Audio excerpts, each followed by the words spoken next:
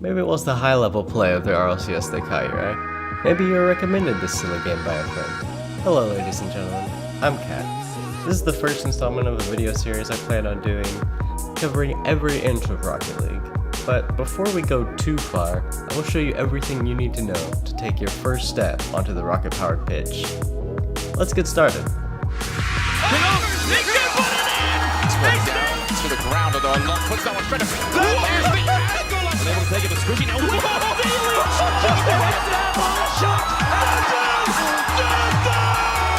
this is Rocket League! First things first, after loading the game you want to do the tutorial. It's a good joke, right? No, seriously. The tutorial for Rocket League is a great way to give you the basic idea of the controls and functional properties of the game. It's very simple and effective for what it is. I highly recommend doing both the basic and advanced tutorials, as both are important to understanding the basics. They will teach you about jumping, dodging, drifting, aerialing, and boosting, all of which I will cover in this video and in more detail in future videos. Your car has two jumps after it leaves a flat surface. Jumping again after you've jumped once will effectively give you a double jump. If you hold the analog stick in a direction when you jump a second time, then your car will flip in the direction that you are holding. For example, holding the stick forward gives you a front flip and holding it backwards gives you a back flip. Your car can flip in 8 main directions: forwards, left, right, backwards, and diagonal variations of the 4, much like that of the directions on the compass. It's important to note that your second jump is not infinite unless you do something like coming off the ceiling or falling out of goal. It is good to keep in mind that you have roughly 1.5 to 2 seconds after your first jump to utilize your second jump. If you wait longer than that, then your second jump will simply disappear until you land on the ground again. Dodging into the ball can give you some advantages over simply jumping into it, such as a bit more power and control of where the ball may go. However, sometimes just jumping into the ball can be more effective. For example, if you have low boost and need to hit the ball away, but it's bouncing higher up, in this situation, a double jump would be more beneficial than trying to dodge into the ball. Also, while in goal, if you have no boost, a double jump will still cover the vast majority of the goal.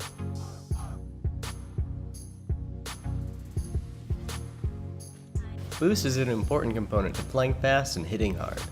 For some people, like me, boost is their lifeblood. It functions much like nitrous does in traditional racing games, by accelerating your car faster than simply driving. Similar to a nitrous gauge, Rocket League has a boost gauge in the lower right hand corner which indicates how much boost you have in your tank.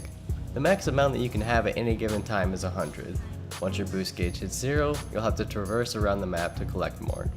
There are 6 boost canisters on each map located in all 4 corners and 2 at midfield. These bring you back up to 100 boost. They are also referred to as full boost. Scattered around the map, you'll find smaller boost pads that give you 12 boosts for each one that you drive over. At higher levels, boost conservation and boost control can heavily influence the outcome of a given situation, and sometimes even the outcome of a game. So in some cases, even if you're at little to no boost, the safer and better option can be to pick up little pebbles around the map, rather than drive all the way to a full boost. If you continue boosting for a period of time, your car will reach a speed that is known as supersonic. This can also be achieved by dodging your car 2 or 3 consecutive times, although it is significantly slower than using boost. Using a combination of boost and dodges, rather than one or the other, is the fastest of the 3, but each has their own use in different situations. While in supersonic, you are actually not going max speed.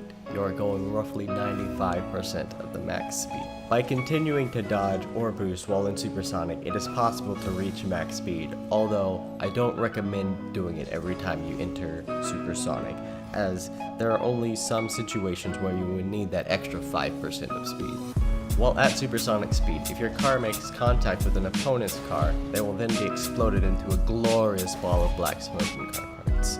After 3 seconds, the demoed opponent will randomly respawn in either of their corners.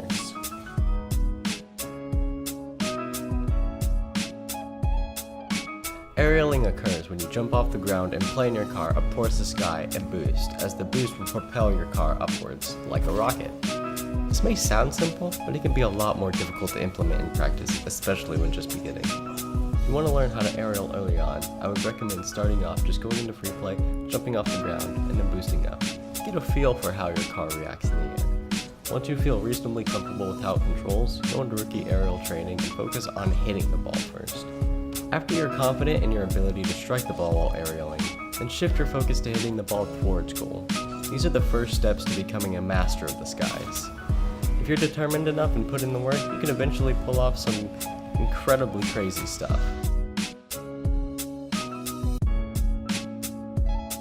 Now that you understand the basic components to Rocket League, you can go out there and put your best wheel forward on the field. Free play and trading packs are your best friends for fine-tuning techniques.